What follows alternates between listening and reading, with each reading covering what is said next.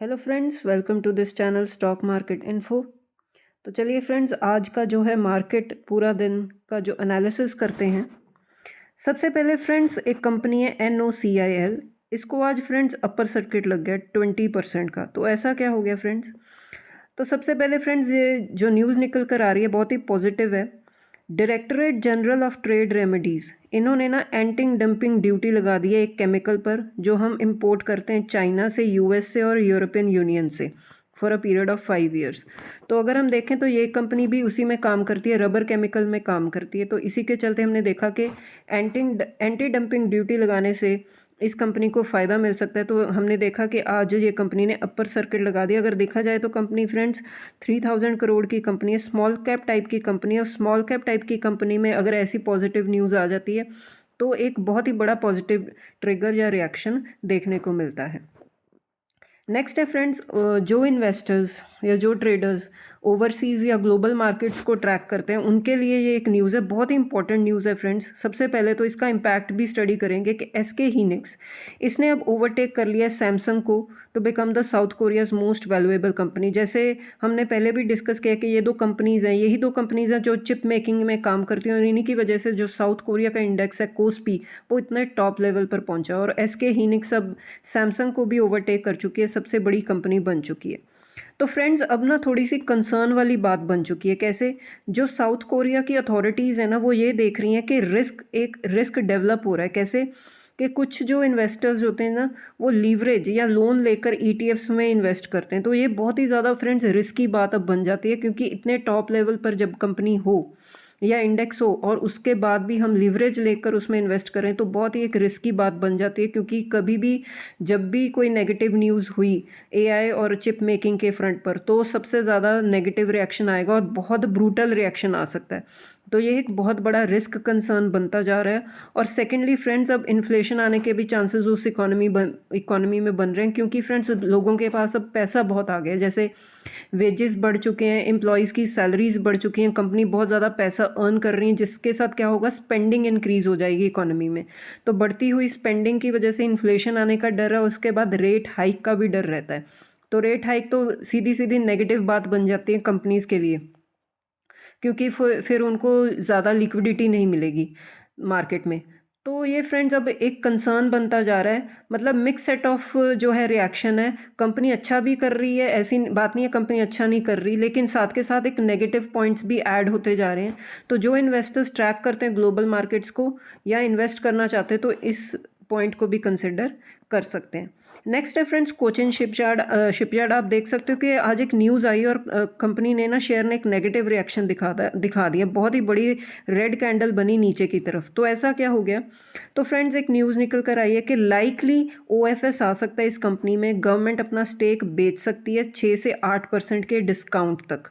Government जो है अब तक, जो अभी तक का उनका स्टेक है 67.91% है, लेकिन वो स्टेक अपना अगर बेचेगी तो 6 से 8% का डिस्काउंट होगा। तो इसी की वजह से हम देख सकते हैं कि एक नेगेटिव रिएक्शन आ गया। तो जो डिस्काउंट पर OFS आता है तो अल्टीमेटली इवेंचुअली जो है शेयर प्राइस उसी लेवल पर आकर एडजस्ट हो जाता है। तो हमने देखा कि गवर्नमेंट, जो लास्ट पॉइंट आप देख सकते हो कि अब तक जो OFS से गवर्नमेंट ने काफ़ी पैसा रेज़ किया 16,000 करोड़ तक का। तो गवर्नमेंट का टारगेट होता है, तो अगर उनको चाहिए फंड्स तो वो OFS लेकर आ जाती हैं। तो इसी की वजह से हम देखते हैं कि आज कोचिन शिपयार्ड में एक नेगेटिव रिएक्शन बना। नेक्स्ट है फ्रेंड्स, एक और थोड़ी सी हम बोल सकते हैं कि मतलब ये ऑब्वियस न्यूज़ होती है कि जब मार्केट इतना चल ही नहीं रही, कुछ रिएक्शन ही नहीं है, कुछ मूवमेंट ही नहीं है मार्केट में, तो हमने ये देखा है कि जो रिटेल पार्टिसिपेशन है ना गुजरात स्टेट में, वो बहुत ही ज़्यादा डिक्लाइन हो चुकी है, कम हो चुकी है। और स्टीप डिक्लाइन आया है फ्रेंड्स, बहुत ही ज़्यादा शार्प डिक्लाइन आया है। क्योंकि कुछ स्टेट्स ऐसी होती हैं जिसमें ना रिटेल पार्टिसिपेशन का डेटा बहुत स्ट्रांग होता है। इस महीने की अगर हम बात करें तो फर्स्ट पॉइंट आप देख सकते हो कि गुजरात ने सिर्फ 51,700 के जो इक्विटी इन्वेस्टर्स हैं वो ऐड किए हैं मई मंथ में। तो जो रैंक भी है गुजरात का, तो अगर हम वो देखें, पहले थर्ड था, अब 8th प्लेस पर आ गया। तो आप देख सकते हो कि कितना ज़्यादा कम हुआ है रिटेल पार्टिसिपेशन।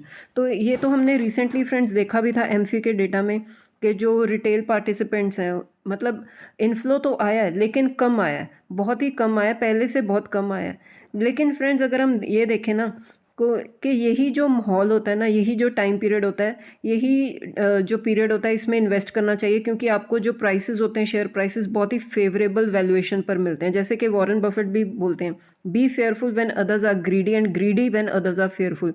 जैसे कि अब मार्केट में रिटेल इन्वेस्टर्स मतलब जा रहे हैं, वो पार्टिसिपेट नहीं करना चाहते, उनको लगता है कि रिटर्न्स नहीं बनेंगे और वो जा रहे हैं, लेकिन यही टाइम होता है फ्रेंड्स कि एक अट्रैक्टिव वैल्यूएशन पर अगर आपको शेयर चाहिए तो मिलेगा।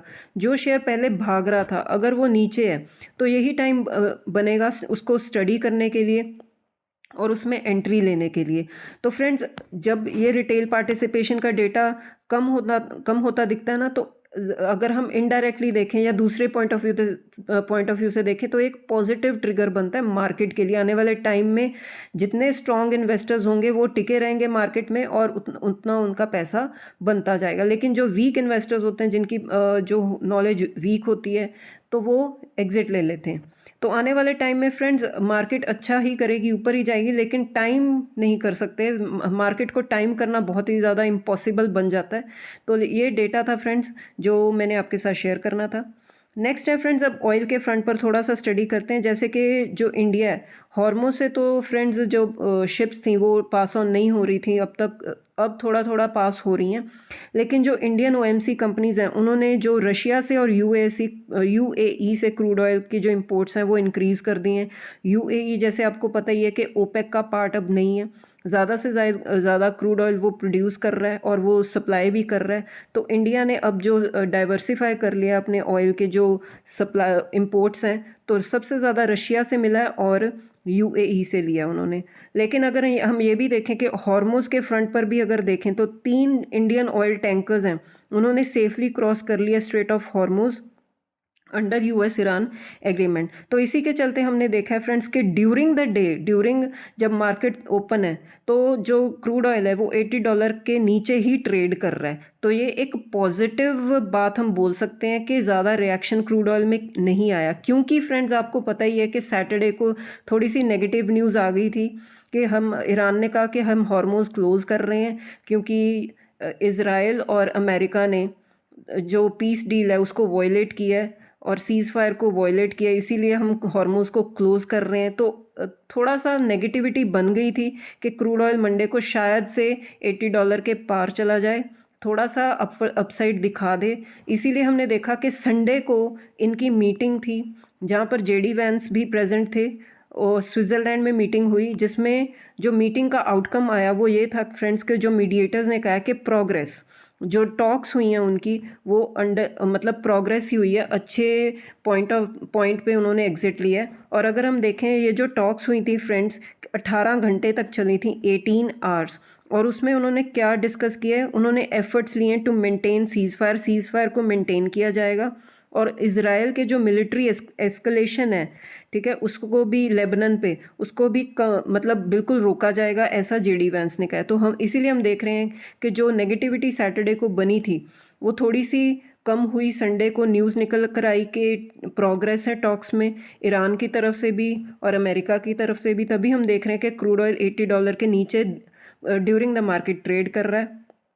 और फ्रेंड्स एक पॉजिटिव डेवलपमेंट ये भी है कि कतर ने एलएनजी टैंकर्स हॉर्मोज से क्रॉस करने हैं। वो चाहे हॉर्मोज पर जो शिपिंग है वो स्लो डाउन है, लेकिन फर्स्ट टाइम जो है हॉर्मोज जब ओपन हुआ है तो कतर ने अपने एलएनजी टैंकर्स वहाँ पर भेजे हैं। ठीक है फ्रेंड्स, इसीलिए हम देख रहे हैं कि जब मार्केट हमारी ओपन हुई तो गैप अप के साथ ओपन हुई और ड्यूरिंग द फर्स्ट हाफ अगर हम देखें तो फर्स्ट हाफ में मार्केट ने एक अच्छा ही जो है ट्रेड दिखा रही है और 24,000 के ऊपर ही मार्केट जो है ट्रेड कर रही है। तो ये 24,000 बहुत ही ज़्यादा इंपॉर्टेंट और साइकोलॉजिकल लेवल है। अगर हम देखें तो जो भी नेगेटिव रिएक्शन आएगा वो क्रूड ऑयल के फ्रंट पर ही आएगा। तो फिलहाल हम देखें तो क्रूड ऑयल को लेकर चलें तो जो प्रोग्रेस ही हुई है टॉक्स में, तो इसी के चलते हम देख सकते हैं कि जो मार्केट है वो आज हमें एक अच्छा और ग्रीन रिएक्शन ही दे रही है। तो ठीक है फ्रेंड्स, इस वीडियो में बस इतना ही। अगर आपको वीडियो अच्छा लगा तो वीडियो को लाइक कीजिए, शेयर कीजिए और चैनल को भी सब्सक्राइब कीजिए। मिलते हैं नेक्स्ट वीडियो में। Till then bye bye.